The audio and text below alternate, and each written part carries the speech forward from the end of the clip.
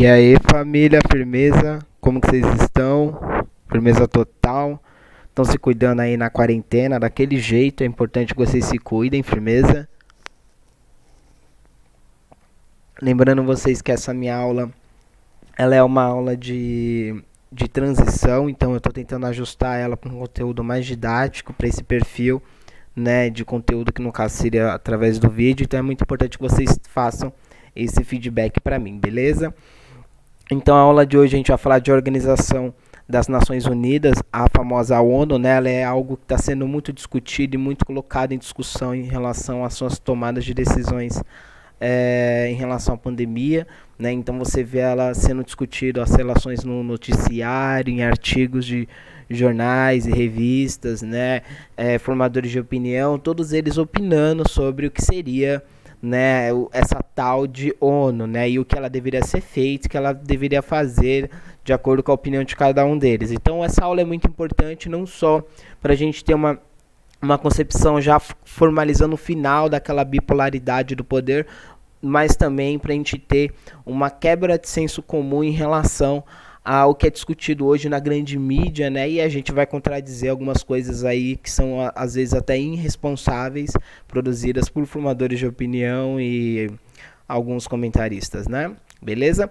Então, os temas que a gente vai abordar na aula de hoje são as considerações gerais sobre a ONU, né? Então, basicamente, a aula de hoje ela tem um critério muito específico, qual é as questões do vestibular, e a gente dá um preâmbulo geral, né, do que seria as duas principais os órgãos dentro dessa ONU, né, e especificando basicamente as funções, né, e a sua composição e o sistema de votação. Então a gente vai apresentar, beleza? E aqui a gente vai construir uma ideia do que é a ONU.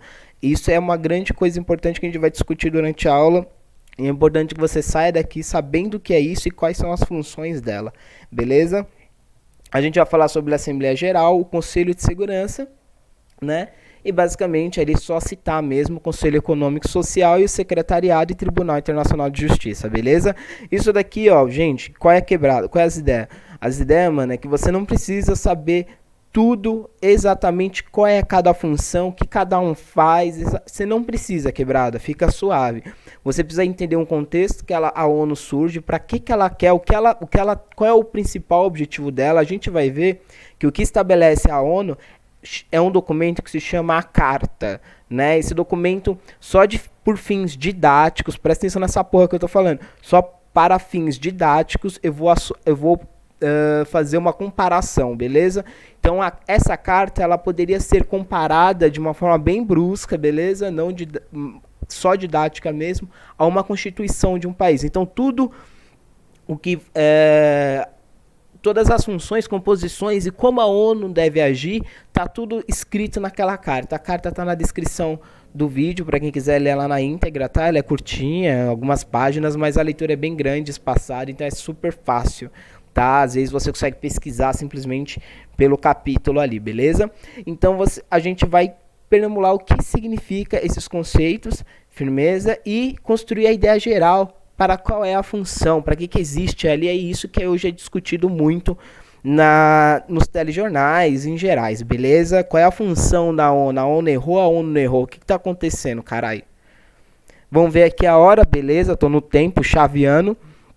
Firmeza? Então aqui a gente já tem a Assembleia Geral das Nações Unidas, né, que é localizada em Nova York, mas basicamente quando que surgiu a ONU? Para que ela surgiu?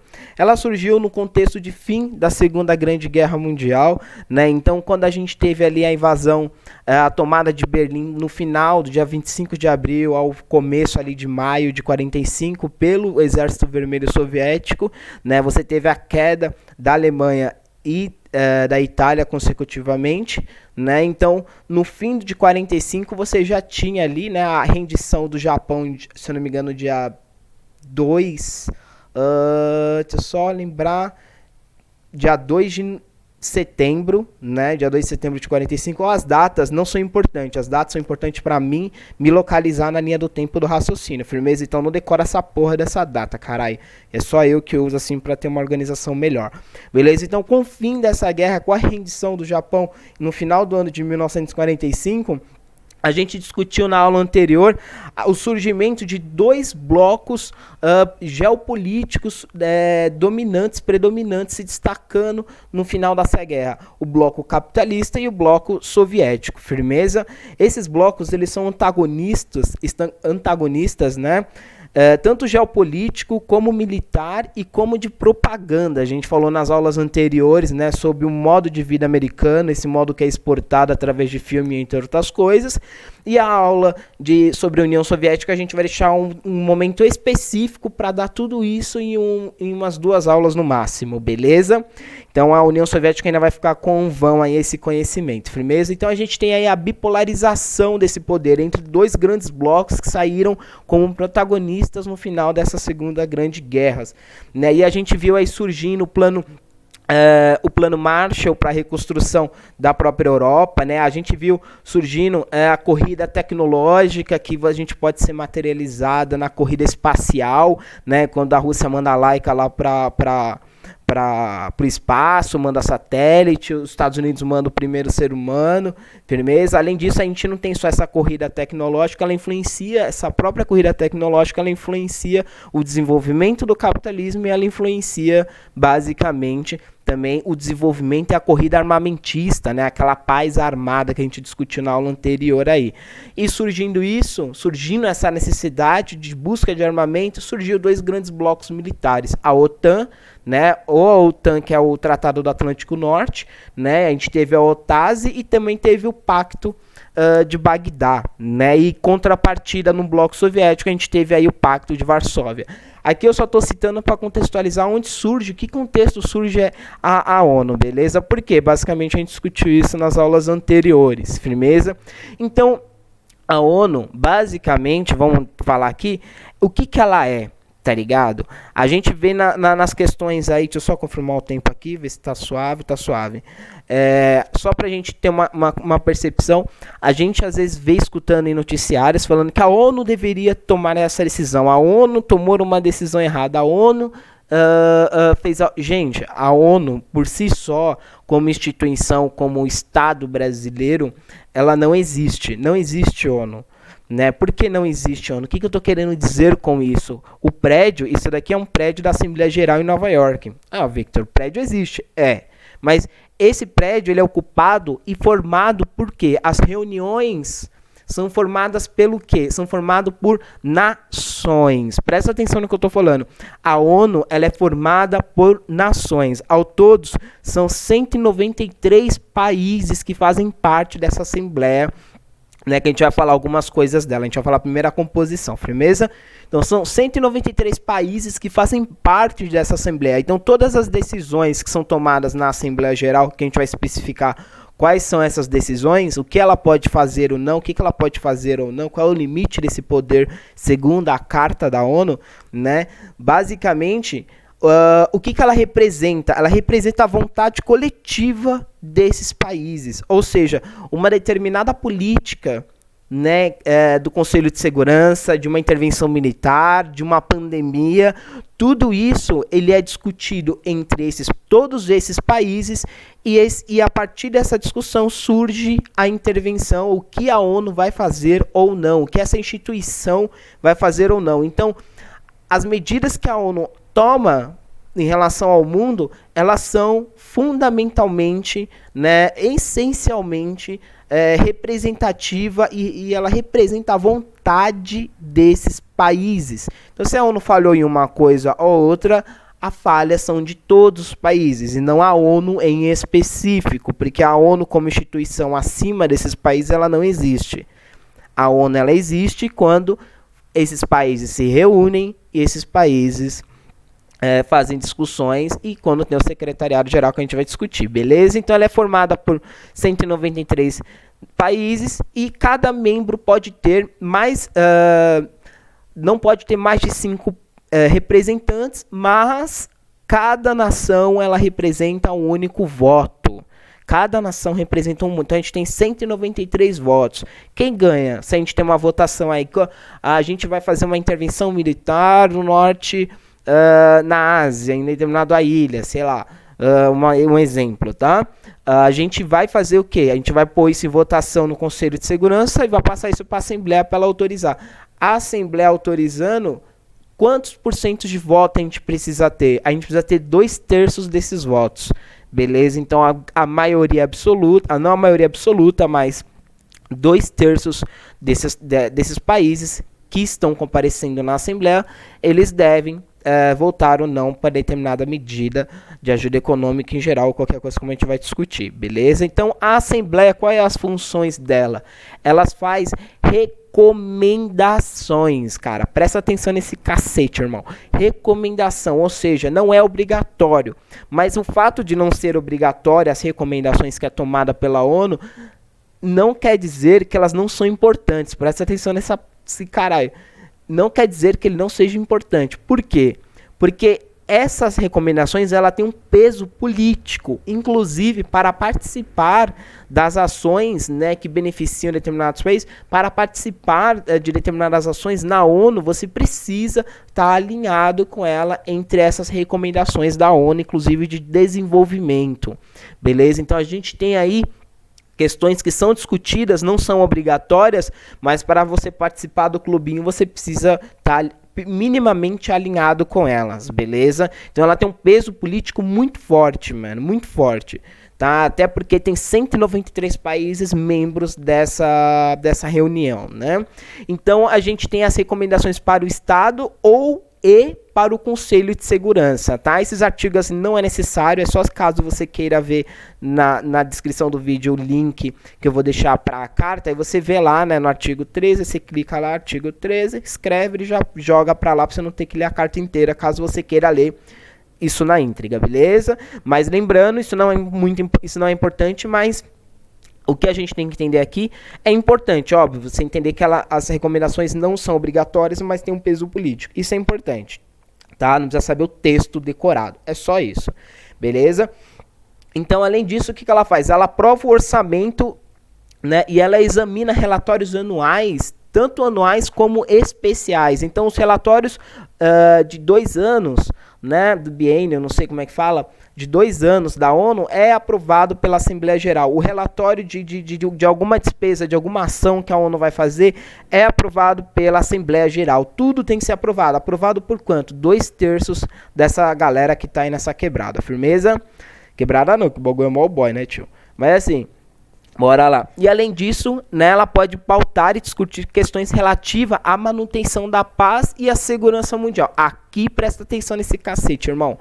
Quando a gente fala manutenção da paz e segurança mundial, a gente já está falando dos princípios que constitui essa instituição, essa ONU, beleza? Essa união desses países. Por quê? Porque ela surge no contexto, como eu disse, no final de uma Segunda Guerra Mundial, onde foi preciso estabelecer, certo? Onde foi preciso estabelecer um momento de paz para o desenvolvimento econômico. A gente teve o Plano Marshall, a gente teve a intervenção dos Estados Unidos em determinadas regiões na Europa, né? A gente teve a OTAN, a acirração dessa Guerra Fria. No momento da Guerra Fria, presta atenção no que eu estou falando, a ONU ela não tinha grande importância no cenário mundial geopolítico. Mas depois do final da queda do muro em 89 e, consequentemente, em 91, a dissolução da União Soviética, a ONU, né, a União Soviética entra na ONU agora como Rússia, certo? Representada como a Rússia, e a ONU começa a ganhar grande prioridade aí nas discussões geopolíticas, beleza? Então ela não era tão protagonista, mas acabou virando, firmeza? Então ela acaba pautando questões relativas à manutenção da paz e à segurança mundial. Então esses são grandes pilares que ela precisa. Eu coloquei uma aspa aqui para a gente entender, ó. Promover cooperação internacional nos terrenos econômicos, social, cultural, educacional e sanitário e favorecer o pleno gozo dos direitos humanos e das liberdades fundamentais por parte de todos os povos, sem distinção de raça, sexo, língua e religião. Firmeza? Então, basicamente, esse texto aqui, ele sintetiza qual é o principal objetivo de todos esses órgãos que estão dentro dessa grande instituição que a gente chama de ONU, que é a reunião desses países. Beleza?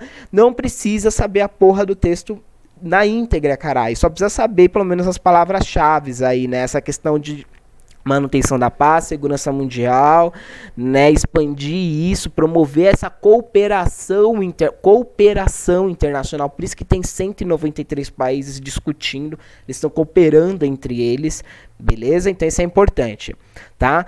E a gente tem que essa Assembleia, ela aprova coisas que são também relativas ao Conselho de Segurança. O que é o Conselho de Segurança? O Conselho de Segurança é um clubinho um pouco mais fechado, né? Por que mais fechado? Aqui a gente tem a foto da sala do Conselho de Segurança em Nova York, onde os trutas assim, se reúnem, os trutas, todo mundo se reúne, jornalista e o caralho aí, todo mundo.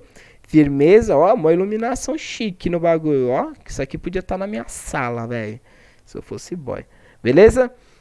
Então a gente tem aqui o Conselho de Segurança, a composição dele ele é feita por 15 membros, sendo que desses 15 membros, 5 são permanentes. Ou seja, eles estão eles são base da criação da ONU, né? A ONU ela surgiu, se eu não me engano, 16 de junho ou 27 de junho, não lembro agora, acho que é 16 de junho de 1945, certo? Então a gente tem aí uma questão que esses países que saem da guerra, saem da Segunda Grande Guerra como vencedores, eles acabam formando essa aliança que ela foi inspirada, né, na aliança anterior que foi formada na Primeira Guerra Mundial, beleza? Não vou lembrar o nome agora fudeu, beleza? Acabei citando, mas eu esqueci o nome do bagulho, parça. Firmou? Então é assim, 15 membros, 5 permanentes. Quem são esses 5 permanentes? A República da China, que acabou entrando depois, a França, a Rússia, o Reino Unido da Grã-Bretanha e os Estados Unidos, beleza? A Rússia, ela entrou em 45 como União Soviética, em 91 ela acabou adentrando como Rússia, beleza? Mas tirando a China aqui, todos esses estão na formação da formação da ONU, dessa instituição, dessa ideia da ONU, firmeza? Então, basicamente, eles são os membros permanentes, eles são por toda o decorrer da existência dessa ONU, eles vão estar permanente no Conselho de Segurança. E o Conselho de Segurança, além disso, ele tem 10 membros que são eleitos a cada 2 anos, certo? Então, isso é importante aí também, legal. Então, tem pessoas que têm cargos rotativos, 10 no caso, então 10 membros que são representantes a cada país, certo? E quem elege eles? A Assembleia Geral, beleza? As funções as funções e as atribuições, isso é importante, né? Ela aprova resoluções vinculantes. Olha que diferença. A Assembleia, ela aprova resoluções que não é obrigatória, mas tem um peso político. Agora, o Conselho de Segurança, ele é mais forte em relação, ele é mais autoritário em relação a isso. Ele faz aprovações de resoluções vinculantes, ou seja, obrigatórias. Se você não cumprir essa porra, nós vamos atacar você, entendeu? E como a maioria desses países estão dentro da OTASE, da OTAN ou do Pacto de Bagdá, a gente vai atacar você com a OTAN, beleza? Ou aí, no caso, a Rússia ou a China, que não fazem parte da OTAN, mas também são grandes potências dentro desse cenário que estão dentro do Conselho de Segurança. Uma coisa importante de falar desse Conselho de Segurança é que esses 5 membros, eles têm poder de veto, ou seja, os 15 votou 10 a favor, votou 10 deles contra a invasão no Iraque. Vou dar um exemplo, né? Não, melhor, a invasão do Iraque. Não, o Iraque não, esquece. 4 votou contra a invasão da Somália, né? A intervenção na Somália de 1993, certo? Só que se os 5... Não, desculpa, pessoal. Volta esse cacete, vamos lá. Se todo mundo vota a favor de uma medida da ONU, mas um desses 5 que está presente na reunião, ele vota contra, ele tem poder de veto. Ou seja, esses 5 membros, consequentemente, qualquer ação que a ONU vá tomar, ele tem que estar de acordo com a ideia e a perspectiva geopolítica desses 5 membros, beleza? Esses 5 permanentes, né? E a principal responsabilidade desse Conselho de Segurança é a manutenção da paz e da segurança internacional. Beleza, isso daqui, nossa, é lindinho, maravilhoso, ó, os caras é super bonzinho, tá? Aqui a gente não vai entrar na questão de julgamento de valores, tá? Até porque eu retirei essas partes do própria a carta, então ela tem um viés, óbvio, né? O viés da ONU. Mas a gente vai falar algumas questões aí em seguida. Um exemplo, né, a gente tem a intervenção da Somália, como eu já disse, em 1993, mas posterior a isso a gente tem a Guerra do Kosovo, né, que foi uma guerra que ocorreu entre a Sérvia e unida com a Iugoslávia versus o Exército da Liberdade de Kosovo, né, ocorreu um grande conflito no início, e depois a Iugoslávia teve problemas de relação por causa de massacres e genocídios que estavam ocorrendo no território, e a ONU interviu, né, com ataques a bases militares na Iugoslávia, forçando ela a fazer um acordo de paz no território, beleza? Então você tem uma ação aí desse Conselho de Segurança. Isso foi votado no Conselho de Segurança, os 5 membros aprovaram, passou pela Assembleia, a Assembleia votou e o bagulho foi, entendeu? Um ataque, beleza? Mas não só um ataque, a gente tem a invasão, né, a ocupação do Afeganistão em 2001, né, pós o ataque do 11 de setembro, certo? E além disso, a gente tem os Estados Unidos tomando a frente aí, né, do ataque que não foi autorizado pelo Conselho de Segurança do Iraque em 2003, beleza? Então eu vou até deixar uma descrição na descrição do vídeo um filme para vocês verem, beleza? Top aí em relação que discute bastante essa questão do Iraque. É legal pra cacete o filme, beleza? E a gente tem aí uma questão mais recente, né? Em 2001, a gente tem aí a Líbia, né? O Gaddafi, o ditador da Líbia, né, ele entrou em conflito com a sua própria população, né, por N questões geopolíticas e por questões de conflito que estava acontecendo na Primavera Árabe, que a gente vai tratar mais especificamente umas aulas à frente, né. Ele acaba no dia, a ONU, né, o Conselho de Segurança, no dia 17/3/2001, ele vota, né, por uma intervenção militar, né, nos portos e na própria Líbia, para causar aí o respeito aos direitos humanos, segundo a perspectiva da ONU. Eles interviram, né, o Gaddafi foi morto, espancado pela população, e a Líbia está hoje numa guerra civil, né? Então, assim, eles foram lá, e não organizaram o negócio direito, foi uma catástrofe, né? Eles derrubaram o ditador e não reorganizaram o país para ele criar para ele conseguir a sua liberdade, né? O país agora está entre vários conflitos com diversos poderes ali, diversos grupos que têm muitos poderes armados para poder questionar o poder na Líbia, beleza? Então é uma questão aí que acabou ficando por aquém aí uma intervenção da própria ONU, beleza? Além disso, né, a gente sabe aí que o Conselho Econômico, a gente tem o Conselho Econômico Social, né, ele auxilia aí a promoção e a cooperação econômica do desenvolvimento internacional. A OMS está dentro desse conselho econômico, né, diversos outros órgãos e instituições de pesquisa estão dentro desse conselho econômico. A gente tem o secretariado, ele promove a iniciativa e a articulação de todos os órgãos da ONU de acordo com a finalidade da carta.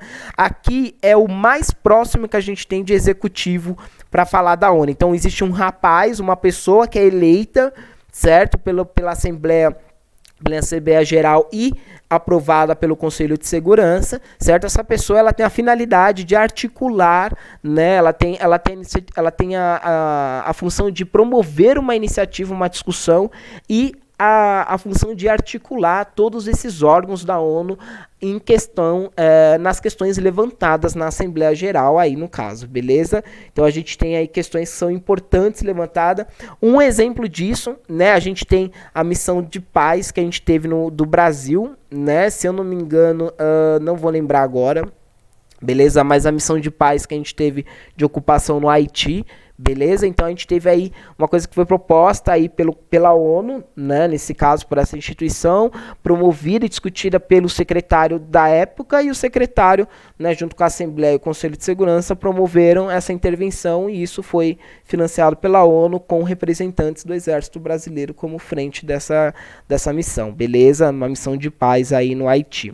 Beleza? E a gente tem o Tribunal Internacional de Justiça, que é o principal órgão judicial dos estados, ou seja, crimes cometidos por estados e até ONGs são julgados aqui. Aqui é uma coisa importante você tirar, não confundir o Tribunal Internacional de Justiça, né, com o Tribunal Penal de Justiça, se eu não me engano, que é o TPI, beleza? É importante que você não confunda, porque o TPI ele julga pessoas, né? Então, crimes de guerra cometidos por pessoas, genocídio cometido por pessoas, né, por pessoas na liderança, eles são julgados no TPI, no Tribunal Penal Internacional, beleza? Agora, o Tribunal Internacional de Justiça, que é órgão da ONU, que se encontra numa sede em Haia, o principal órgão, ele é o principal órgão judicial e ele julga estados ou até ONGs e grupos em geral, né? Beleza? Então aqui a gente falou bem por cima dele, a gente vai mostrar para vocês agora falar da Organização Mundial de Saúde, a OMS, né, tá tão sendo discutida hoje. É importante a gente entender que, como a gente disse lá em cima, a ONU, né, se ela não for aprovada pelo Conselho de Segurança, certo? Que não é o caso da OMS, ela não faz parte de uma frente armada da ONU, né, de intervenção de paz ou de ocupação, de manutenção da paz mundial, mas sim de intervenção sanitária, de saúde, de desenvolvimento. Então ele é aprovado pela Assembleia Geral, certo? E ele tem poder, né, de não ser obrigatório, mas tem um peso político. E as decisões tomadas pela OMS, elas são fundamentalmente tomadas por todos os países. Então vou dar um exemplo, não importa, tá ligado? Que vamos dar foda-se, que o presidente do Brasil acha uma coisa contrária à ONU, porque a ONU ela é formada por 193 países, incluindo o Brasil. Então as medidas tomadas pela Organização Mundial da Saúde, elas foram discutidas inclusive por representantes brasileiros e foram tomadas pela vontade coletiva desses países. Então, quando você culpa a ONU, você culpa a decisão de todos esses países, porque a decisão foi tomada deles, certo? Beleza? E a gente tem um programa alimentar mundial, né, que tem a função ali de acabar com a fome, de ver essa distribuição da própria comida. Olha o foguetão passando aqui na avenida. O Fundo das Nações Unidas para a Infância, a Unicef, aí, que é uma grande instituição de pesquisa e divulgamento aí, de ações para proteger as crianças, tanto na América, de toda a região do planeta, né, que tem Unicef tanto na América, como na Europa, como no continente africano e como no continente asiático e do Oriente Médio, beleza? Então aí são órgãos, são instituições que estão dentro, né, daqueles maiores, né, que tem aí a função, né, de ter uma ação mais ativa em relação a determinados temas. Mas a gente não tem só esses. Olha aqui, a gente tem a Organização Mundial de Propriedade Intelectual, a OMP, a gente tem a Unidade Postal Universal, a Organização das Nações Unidas para o Desenvolvimento Industrial. Olha isso aqui, Organização das Nações Unidas para a Alimentação e Agricultura, o Banco Mundial. Esse Banco Mundial ele tem dentro dele o FMI, ele tem um Banco de Desenvolvimento Mundial, então ele tem diversas instituições dentro do próprio Banco Mundial que estão vinculados à ONU, tá? A gente tem a Unesco, a gente tem a União Internacional de Telecomunicação, entre outras coisas. Não é importante você saber isso, mas é importante você olhar isso daqui e ver a grande amplitude de ação que essa instituição tem, né? E o poder de decisão desses países tem em todas essas frentes, beleza? Agora a gente vai fazer uma questão rapidão, né? Então, a Unesp 2010, beleza? Então, segundo Jacques Jouff, né, diretor-geral da FAO, Organização das Nações Unidas para a Agricultura e Alimentação, aqui, ó, FAO, né? Bora lá. A crise silenciosa da fome, que afeta 1/6 de toda a humanidade, constitui um sério risco para a segurança e a paz mundial, certo? Ó, lembra que lá segurança e paz mundial, princípios centrais que a ONU tem aí defendendo na carta que constitui as suas ações, tá? Hoje, o aumento da fome é um fenômeno global de todas as regiões global, todas as regiões foram afetadas. A notícia reflete preocupação inerente à nova ordem mundial, de modo como pode explicar o fenômeno da fome nos dias de hoje. Então ele está falando de pós Segunda Guerra Mundial, quando surgiu as duas grandes potências, beleza? Folha de São Paulo, uma reportagem de 2009, beleza? Então, o contexto aqui é de fim da Segunda Guerra Mundial, quando surge Estados Unidos e União Soviética. Posteriormente, quando cai a União Soviética, surge essa unipolarização feita pela ONU e por outras instituições, beleza? Então aqui a gente tem alternativa A, a fome hoje é uma consequência da falência das economias da China, Índia e Indonésia, que estão entre as melhores, né, a melhor absorve o impacto da crise, não, né, porque como ele fala aqui, né, ela é um fenômeno global, então ela não se restringe à China, Índia e Indonésia, certo? Então você vai ter fome nos Estados Unidos, como a gente mostrou lá na aula de modo de vida americano, no Brasil, como a gente vai mostrar mais para frente, né, na Europa e em diversos lugares, beleza? Então ela é um fenômeno global e não restrito a esses países. O número de miseráveis no mundo aumentou por causa da bipolarização econômica, que transferiu, presta atenção, que transferiu riquezas para os países periféricos do hemisfério sul. É isso que a gente explicou nas aulas passadas. A riqueza ela vai para o hemisfério sul, para os países periféricos, para os países subdesenvolvidos, para os países não desenvolvidos, não industrializados, ou as riquezas vão para os países desenvolvidos?